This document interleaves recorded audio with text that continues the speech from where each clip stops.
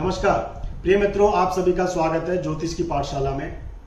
ज्योतिष सीखने के क्रम में, प्रेडिक्शन सीखने के क्रम में ज्योतिष का आज भी इस वीडियो में मैं आपको बताऊंगा कि जीवन में जो मानव की लाइफ साइकिल होती है उसको 12 जो घर होते हैं कुंडली के, वो किस तरह से रिप्रेजेंट करते हैं, किस चीज को कौन सा घर दर्शाता है और जिंदगी के कौन से पड़ाव में कौन सा घर डोमिनेट करता है लाइफ में, किन ग्रहों में, किन हाउसेज में अगर ग्रह बैठे हुए हैं तो उनका क्या प्रभाव होगा, तो इसके बारे में आज आपको बताऊंगा।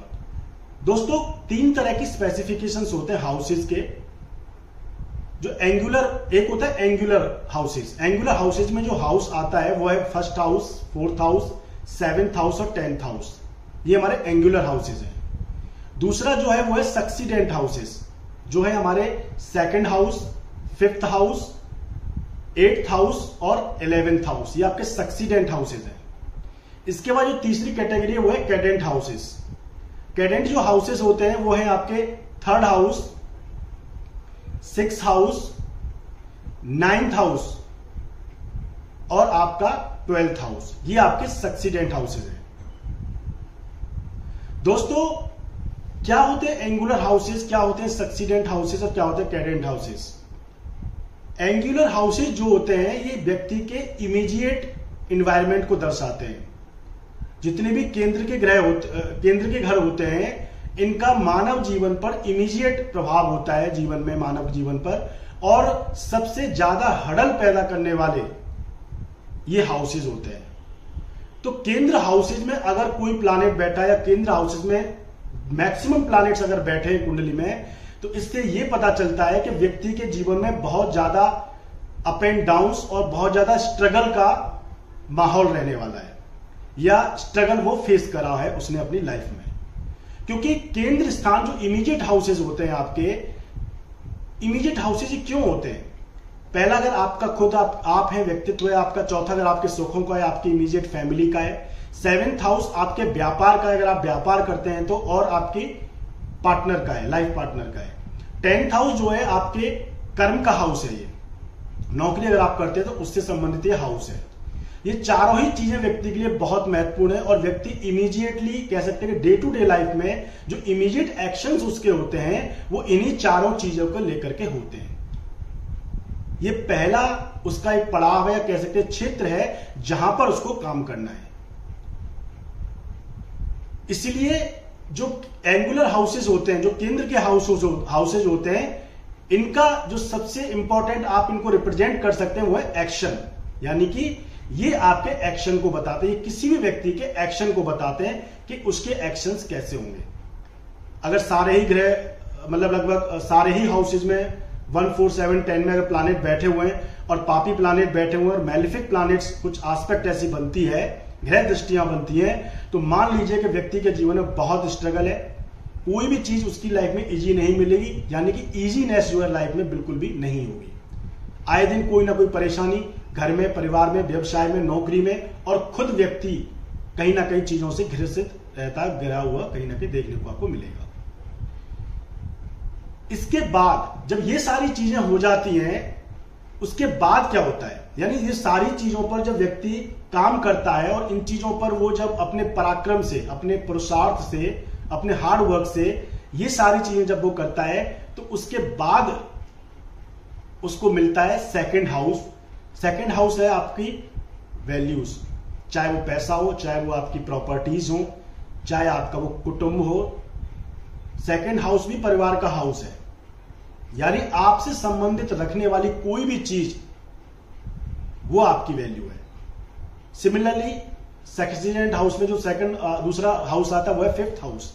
आपके चाइल्ड, आपके बच्चे, आपके क्रिएटिविटी, ये सब आपकी असेट्स हैं। 9वां घर, माफ कीजिए 8वां घर। 8वां घर जो है आपके, ये जॉइंट फाइनेंसेस का है। ये आपके अदर्स का मनी है। यानी जो नौकरी आप करते हैं, जो कॉर्पोरेट्स में आप कहीं भी इन्वेस्टमेंट करते हैं, जिस तरह की डील आप करते हैं, यानी कि दूसरों का पैसा, कॉर्पोरेट से आप कितना पैसा कमाएंगे। यानी कि आप ये भी कह सकते हैं कि दूसरों का पैसा नहीं, बैंक का पैसा भी 8वें घर से देखा जाता है। अगर बैंक में अगर आपका पैसा रखा है तो वो भी 8th हाउस में ही आपका देखा जाएगा। तो यानी कि ये जो 8th हाउस है यानी दूसरों का पैसा, दूसरों का सुख, इसको आपके पार्टनर का सुख भी आप कह सकते हैं, क्योंकि 2nd हाउस अगर आपका सुख है तो 8th हाउस जो है आपके पार्टनर का सुख है, और आपके पार्टनर का हैप्पीनेस, उसका सुख आपका ही वैल्यू है। इसके बाद आता है 11th हाउस। 11th हाउस क्योंकि वो गेन्स का है, डिजायर्स का है, आपका फुलफिलमेंट ऑफ डिजायर्स है, आपकी सोशल लाइफ का है, वो आपकी सोशल सराउंडिंग्स का वो हाउस है। और सोशल लाइफ में आपकी क्या वैल्यू है, सोशल लाइफ में लोग आपको किस तरह परस्यू करते हैं, किस तरह आपको वो देखते हैं, ये भी आपकी वैल्यू है, ये भी आपकी असेट है। तो ये सक्सीडेंट हाउसेज है 2, 5, 8 और 11। दोस्तों सक्सीडेंट जो हाउसेज होते हैं ये व्यक्ति को देते हैं सिक्योरिटी, यानी कि व्यक्ति जो एक्शन करता है, हार्डवर्क करता है, जो केंद्र हाउसेस का प्रभाव मैंने आपको बताया, उसके बाद जो व्यक्ति को मिलता है वो है इन सारी चीजों को हार्डवर्क करने के बाद वो कंसोलिडेट करता है। और जब कंसोलिडेट करता है, एकत्रित वो जब करता है, तो उसको क्या मिलता है, तो उसको 2nd हाउस मिलता है, उसकी वैल्यूज मिलती है, पैसा एकत्रित करता है, लैंड खरीदता है, जो असेट्स वो बनाता है वो है उसके। 2nd हाउस लर्निंग्स का भी है, तो ये सारे असेट्स हैं। 5th हाउस आपके चाइल्ड, आपके बच्चे भी आपके लिए असेट हैं। क्यों? क्योंकि एक व्यक्ति की सोच क्या होती है कि जब उसके बच्चे होंगे तो एक एज पर जाकर के जब उसकी शारीरिक क्षमता कमजोर हो जाएगी, यानी कह सकते हैं वृद्धावस्था जब उसकी होगी, तो उसको financial support, mentally support, emotional support, सारे तरह के सपोर्ट जो उसको मिलने वाले हैं, यानी उसको जो सिक्योरिटीज मिलने वाली हैं वो उसके बच्चे हैं। जिस तरह से पैसा उसकी सिक्योरिटी है फ्यूचर के लिए, ऐसे ही बच्चे उसकी सिक्योरिटीज हैं। 8th हाउस आपकी इन्वेस्टमेंट्स, आपके कॉर्पोरेट लेन देन, ये सारे आपके वैल्यूज हैं जो इन्वेस्टमेंट्स आपने करी हैं। 11th हाउस आपकी वैल्यू समाज में, आपने जो कमाया है समाज में, जो आप अपने आप को प्रेजेंट करना चाहते हो, ये सारी चीजें जो हैं वो आपके वैल्यूज हैं। तो 2nd जो पड़ाव होता है लाइफ साइकिल का, ये कुंडली में, जन्म कुंडली में ये जो रिप्रेजेंट होता है, ये आपके 2nd house, 5th house, 8th house और 11th हाउस से होता है। यानी ये आपके सिक्योरिटीज को दर्शाते हैं, ये आपकी सिक्योरिटीज है। यानी पहले आया एक्शन, उसके बाद आपके आया सिक्योरिटी जो आपने कंसोलिडेट किया एक्शन के बाद में। इसके बाद जो तीसरा जो स्पेसिफिकेशन मैंने आपको बताया था वो था कैडेट हाउसेस। ये जो हाउसेज होते हैं ये एक्शंस के होते हैं।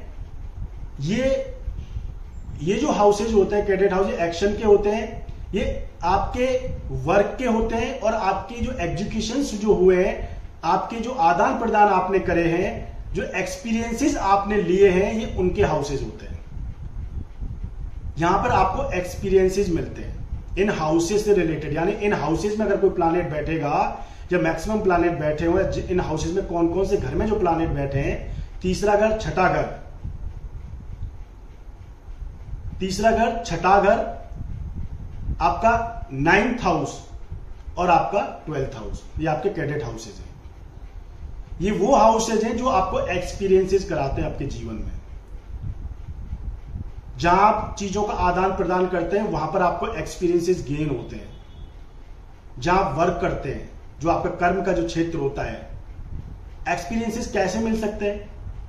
तीसरा घर आपके मेंटालिटी का हाउस है, या आपके सराउंडिंग्स का हाउस है, या आपके इमीडिएट इन्वायरमेंट का हाउस है, ये आपके सगे संबंधियों का, छोटे भाई बहनों का हाउसेज है।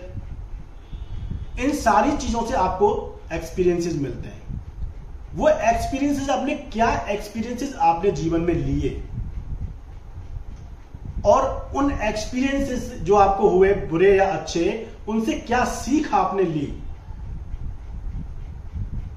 और जैसी सीख आपने ली उसका बुरा कोई परिणाम ना हो। यानी कि जो सीख आपने लिया कि अब मैंने ये सीख ले ली है, ऐसा जीवन में दोबारा रिपीट ना हो, उसके लिए फिर से आप एक्शन ओरिएंटेड हो जाते हैं। यानी कि कैडेट हाउसेस के बाद से फिर से एंगुलर हाउसेस का साइकिल शुरू हो जाता है, यानी केंद्र हाउसेस आ जाते हैं। इसी प्रकार से फिर आप दोबारा एक्शन ओरिएंटेड हो जाते हैं लाइफ में, और फिर एक नए तरह से एक्शन करते हैं जो आपने एक्सपीरियंसेस आपने लिए उससे रिलेटेड। और फिर आप जो एक्शन करते हैं, फिर उसके बाद फिर से सक्सीडेंट हाउसेज आते हैं आपके second house, fifth house, 8th house और 11th हाउस। यानी फिर उसके बाद जो एक्सपीरियंसेस आपने लिए, बुरे या अच्छे अनुभव जो प्राप्त किए हैं, उसके बाद फिर आप जो एक्शन करते हैं, फिर आप फिर दोबारा से संग्रहण करते हैं, चीजों को कंसोलिडेट करते हैं, आप वैल्यू ऐड करते हैं, ये सारी चीजें आप ऐड करते हैं और अपनी सिक्योरिटीज को फिर से आप बिल्डअप करते हैं। तो एक्शन हुआ, फिर सिक्योरिटीज हुई आपकी, और फिर से आपको कैडेट हाउसेज आ जाता है, यानी कि फिर से आपको कर्म क्षेत्र में आप आ जाते हैं। तो दोस्तों ये था बहुत ही logical explanation of houses, a group of houses basically. तो ज्योतिष में अगर लॉजिक और अगर साइंटिफिक अप्रोच से अगर आप ज्योतिष सीखेंगे तो ज्योतिष आपके लिए आसान हो जाएगी। कोई भी चीज साइंटिफिक थ्योरी पर ही काम करती है। कोई भी ग्रह किस हाउस में अच्छा फल करता है, किस में बुरा करता है, कौन सी राशि अच्छी होती है, कौन सी राशि बुरी होती है, ये सारी चीजें साइंटिफिक थ्योरी पर ही काम करती हैं। तो दोस्तों कैसा लगा आपको ये विश्लेषण, कैसा लगा ये आपको एनालिसिस, क्या आपकी राय है इसमें आपको कमेंट करके जरूर बताइएगा। अगली वीडियो में आपको लेकर के जो आने वाला हूं, नेपच्यून प्लूटो पर लेकर के आने वाला हूं, यानी 12 हाउसेज में उनके क्या फल होते हैं। एक वीडियो में लाऊंगा आपके लिए कि जिसमें आउटर प्लैनेट्स यानी यूरेनस, नेपच्यून, प्लूटो, इनका एक पूरा आपको एक विवरण आपको बताऊंगा कि क्या ये प्लैनेट्स होते हैं। तो दोस्तों इस तरह के ज्योतिष से संबंधित अच्छी बातें जानने के लिए, ज्योतिष से संबंधित लॉजिकल और साइंटिफिक अप्रोच सीखने के लिए अगर आप सीखना चाहते हैं तो चैनल को लाइक करिए, सब्सक्राइब करिए। और जितने ज्यादा लाइक्स आएंगे उतनी जल्दी मैं आपके लिए वीडियो लेकर के आऊंगा, अच्छे अच्छे टॉपिक्स पर मैं आपको वीडियो लेकर के आऊंगा। तो मिलते हैं अगली वीडियो में, तब तक के लिए नमस्कार।